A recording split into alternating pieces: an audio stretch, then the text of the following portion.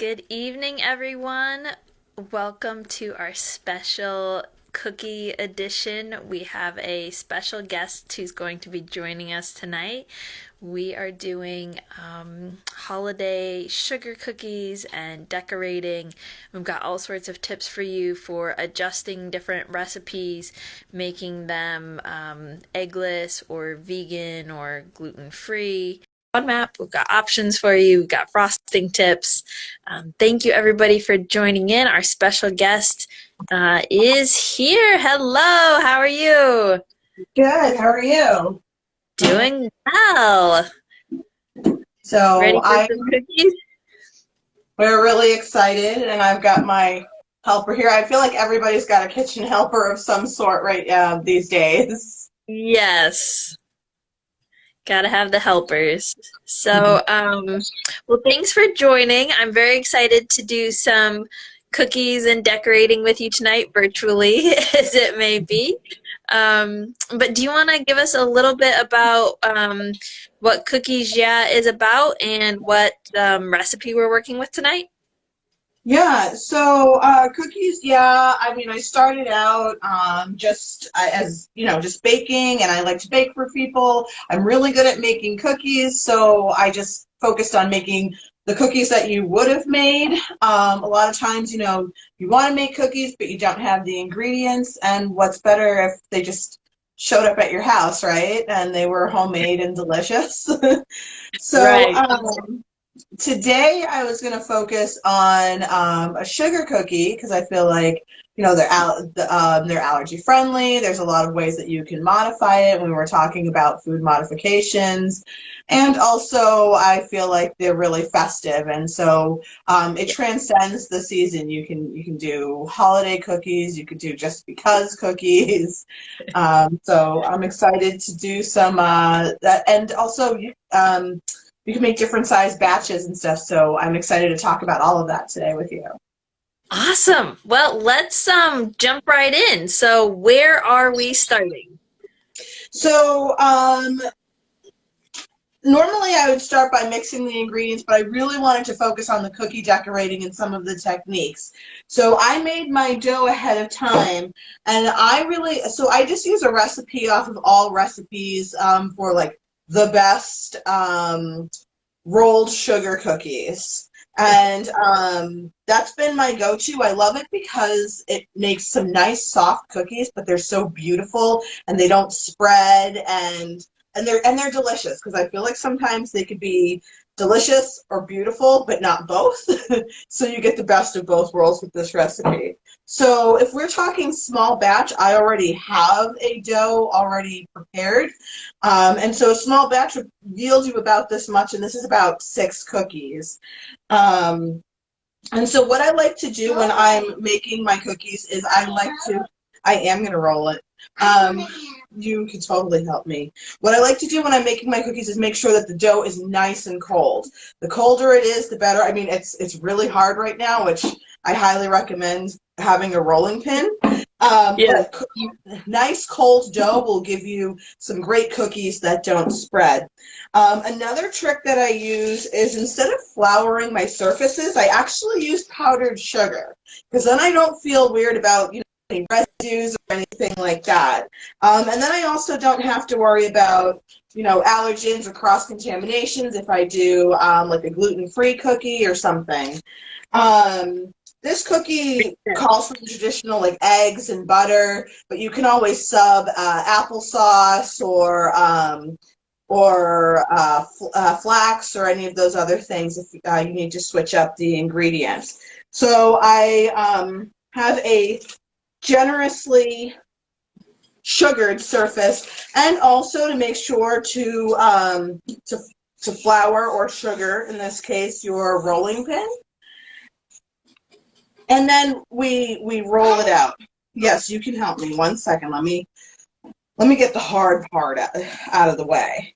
And so, in terms of rolling it, I mean, you want to roll it so it creates like a nice flat surface, but you don't want to make it too thin because then you're going to end up with these like really hard, really thin cookies that'll probably break on you. Here, you want to roll it a little bit for me?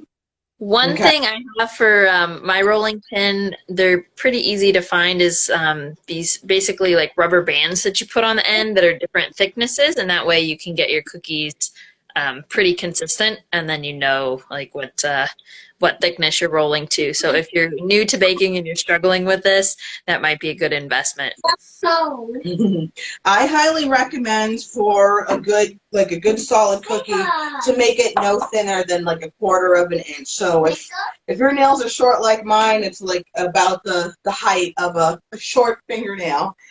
So I have my cookie cutters here. The other cool part about having your dough like this and having it cold is if you don't have cookie cutters, you can also just use a knife and cut whatever shape you want. Yeah. So you can get creative in that way. So we'll make our shapes. And then I always use parchment paper when I am baking because it keeps the bottoms from burning and helps it cook evenly. So once you've cut out your shapes, you got to push this through a little bit more. Once you cut out your shapes, you can place them on the parchment paper. Sprinkles. I want to add sprinkles on them. Okay. So one of the decorating tips that you could do is before you put your cookies in the oven, if you're not going to ice them, then you can always use sprinkles. So you could buy store-bought sprinkles, or here we just used food coloring and sugar and put them in shakers. And so you can sprinkle that on. That's a great tip for anybody who's in a hurry but still wants some festive cookies. You just do the baking and decorating in one step. That's awesome. And so you just kind of want to push it in a little bit. We're not decorating these ones yet, okay? And then so once those have, you could do that with the sprinkles, or you could leave it plain to decorate at the end. And then you just pop them in the oven for about 7 minutes. And then once those are baking, we're going to put blue on another one. Once you're done with that baking, you can... you have to let them cool completely, otherwise the icing is going to get too warm, and then it'll just melt right off of your cookie. So here, let's wipe off this. For anyone who's baking along with us or new to decorating sugar cookies, definitely let them cool enough first. There's nothing more heart breaking around the holidays when you're decorating cookies and you want to share them and your frosting just melts everywhere, and then you got tie-dye cookies instead of nice holiday decorated ones. So once you're done, your cookies will come out like this, your 6 cookies from that batch of dough. Sprinkles. Hang on. Sprinkles won't stick to cookies like this, right? So we have to use icing. And so when we first spoke, Natasha, wait for me. When we first spoke, I had talked about an icing recipe that I used for royal icing that included meringue powder and milk, and I liked that recipe, but we were also focused on, vegan options, and so this is actually a vegan icing. It's just powdered sugar, Karo syrup, water, and vanilla. Okay. So that's what, and we added some food coloring. I do recommend that you keep a little bit of powdered sugar on hand, because then you can always thicken it up, especially when you add food coloring. That's a liquid, so it makes your icing a little bit more runny. Yeah, So, and one tip I want to throw out there for people too is that if your icing's been sitting a little bit, like if you're not doing small batches but large scale cookie making, you might want to add a little more of a liquid ingredient as the hours pass, because it'll harden a little bit.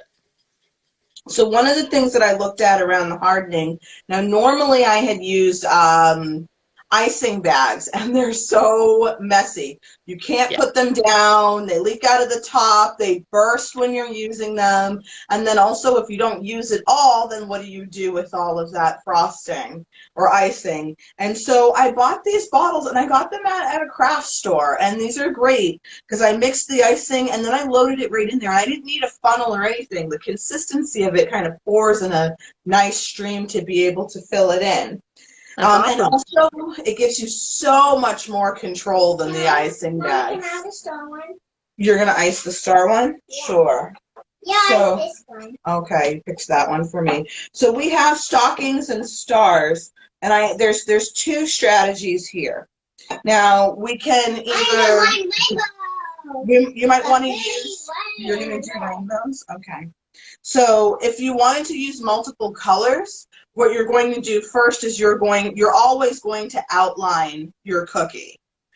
So that way, once you ice it, it doesn't just run right off of the sides. That's the trick to getting that nice, those nice edges and everything.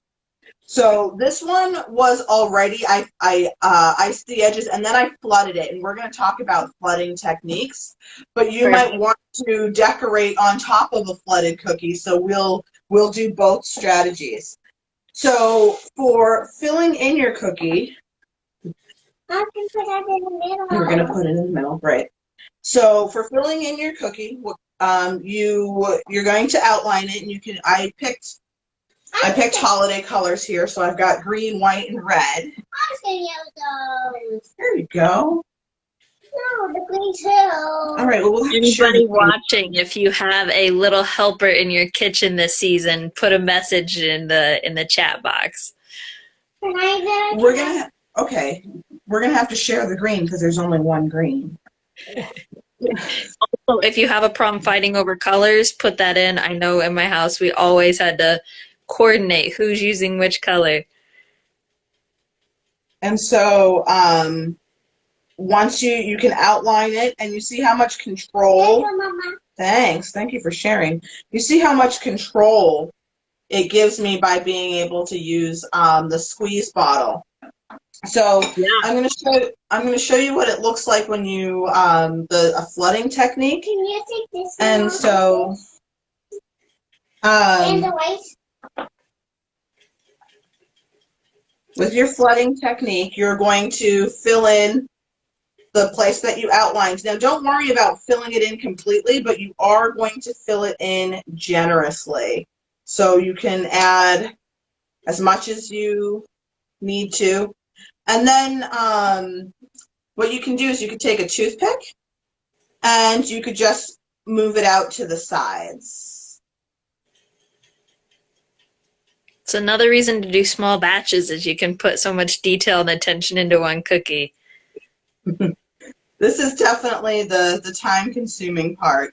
I see all of these like estimated times, and it's like 2 hours. I mean, to get to this point, it took me less than an hour to make the cookie. I did chill them overnight, but then to cut them out and bake them was no thing. You'll definitely spend way more time decorating it and adding more detail. So at this point, the cookie's flooded. If you leave it to dry, then it'll get this nice gloss to it. And you can have it like that, or while it's wet, you can add sprinkles for dimension and texture, or you can add candies. I have little M&Ms, marshmallows, chocolate chips. I have these little sixlets, which are like round M&Ms that you can use to decorate your cookie. So let's see. I'm going to continue to flood this cookie, and I'm going to add green sprinkles to the top of my stocking. And we could put some, maybe some M&M details on the. Here we go. Mine is yummier. Yours looks yummy. Yeah. So It's a contest. Who looks better? so we've got this one decorated like this. You want to share yours? I'm going to hold yours up, okay? Wait, I want to put some sprinkles. Okay, put some sprinkles. All right, for Uh, all the viewers, we need votes. Which one's better, the stocking or the star, right? right? I think so. Well, so I feel like Melody's partial to the stars, but when you have a young one who's decorating cookies, your concern about their sugar consumption kind of has to go out the window. Seriously. I already put some on mine. See, I put some green on mine. I'm gonna put some mine. Thanks. Okay. And so the other technique I wanted to talk about was decorating a cookie that's already flooded with color. And so you have to let it dry completely. Otherwise, the icing is just going to kind of blend in. I mean, that's cool for a great like tie-dye technique or some kind of ombre technique. But if you wanted to maybe write a message or something on a cookie, the best way to do that would be to let the background icing dry. So I'm going to, About how long would you recommend for letting the icing dry all the way? it depends on how thick you put it on. It depends on how thick you make your icing. I would recommend that when you make your icing, it should have the consistency to be able to, Can I eat this? of course you can eat it. Do you want to hold it up first to let everybody see Now we it? need a picture for everyone. Oh no, don't lose the marshmallows. We're Beautiful. moving here, but yeah, so this is Melody's. How's it Also, taste? if anybody had any doubts about the holiday cheer that can come with cookie decorating, I think we're seeing it come to life right now. If you need that in your life or in your house, check out some of these decorating tips, and then we'll post a gluten-free and low FODMAP cookie recipe here after the stream. So my Mama, cookies. I don't want to do. No. One cookie. All right, we'll decorate some more later. Okay. So I'm not that dexterous. This actually looks like no instead of ho. But you could write words, or you could add another element of decoration. So if I wanted to outline the cookie again on top. So I don't think I answered your question kind of about how long you should let it wait. I mean, you're looking at least a half hour just undisturbed. If you poke it or something, you'll also disrupt that smooth glossiness. So you have more time is always better in terms of figuring that out. No, for the icing. So the other recommendation I have is when you are drying your cookies, definitely put them to dry on a baking rack or a flat plate. Otherwise, gravity will work against you and all of the icing will just slide right off of your cookie. That's a critical tip. So those are my decorating tips for I wanna throw in one more tip. If you're using a cooling rack or a cookie rack for your frosted cookies, if you don't want a total mess everywhere, put a paper towel underneath to collect any drippings that you missed from your nice outlining, or if you have a helper who doesn't want to outline their cookies, it makes cleanup a lot easier. Absolutely. The other thing that I've done that I put together as gifts is I actually have I made my daughter's class a whole set of them for school tomorrow, and I made these ones to go to grandma's that I've also put together, and this is also great for those small batches too, to be able to put together like a small cookie kit. And so I put, some undecorated cookies in there, a bag with some candy, and a little thing of frosting. And That's a it great makes idea. a really great gift. It looks expensive. It's fun to do with your family, and that's something that you can also do with these small batches. And also, if you use these craft bottles, and you can also get fancier if you have, if you want to host a family cookie decorating party. These bottles are really great too. That's awesome. No, those are perfect tips. I love the little gift bag. That's perfect for this year. I know a lot of people are trying to figure out how to do the holidays. We made it through Thanksgiving, but how do we keep those winter holiday traditions going and be able to do the fun things we would do together and share. And I love the bag idea. Yes. Awesome. So before we go, I did want to talk too about modifying recipes. You mentioned how to make that all recipes version vegan, but can you give a little more detail on how to adjust ratio amounts or how to go about taking just a standard recipe that uses eggs and butter and flour and making it to work for different diets? Yeah, so one of the things that I liked about this recipe is a feature. There's actually a feature on the web page that allows you to adjust to how many cookies you want to make. And it's funny because when I first started out, I'm like, who would ever use this much dough? And that's because the default was 60 cookies. Does my cookie look beautiful? Your cookie looks beautiful. Looks very sweet. Um, so I adjusted it down to 6 cookies, except it like started to take on some really weird fractions. It said 3/8 of an egg. How do you even figure that out? So one of the things that I looked at was substitutes, and it's so my when I did the research online, it was easier to substitute 2 tablespoons of applesauce than it was to try and figure out 3/8 of an egg. Yeah. So a little bit of sleuthing online can kind of help you figure out some of those substitutes and some of the ratios.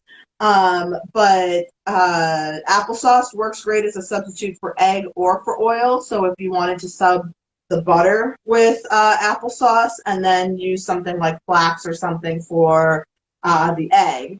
Or banana would work too, and it actually probably would taste really good in a sugar cookie. So I always just experiment, but there's always the go-tos in terms of like aquafaba or flax or applesauce. That are really great substitutes and work well in terms of the baking. One thing that I would caution though is like a lot of the substitutes make your doughs a little stickier, and so you might want to be prepared to add a little bit more flour or something to compensate for that. Yeah, those are great tips. And I wanted to throw in a little bit for anybody looking to make a gluten-free cookie. Of course, there's all-purpose blends that you can just sub in.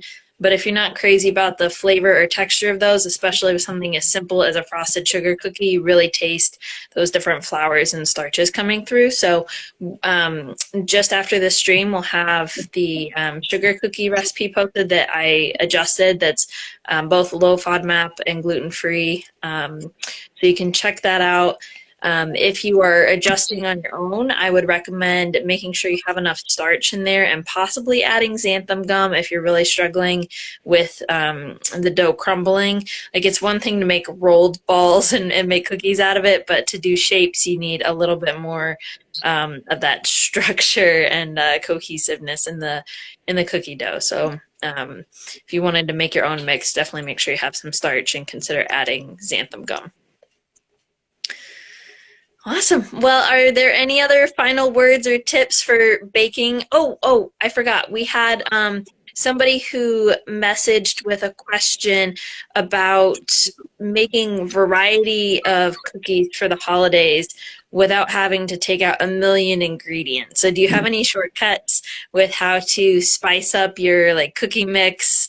By mix, I mean variety of cookies on a cookie platter or in a bag without making, a million totally different cookies? I would recommend investing in flour, baking soda, granulated sugar, brown sugar, chocolate chips, butter, and eggs. And from that list, you could make so many cookies.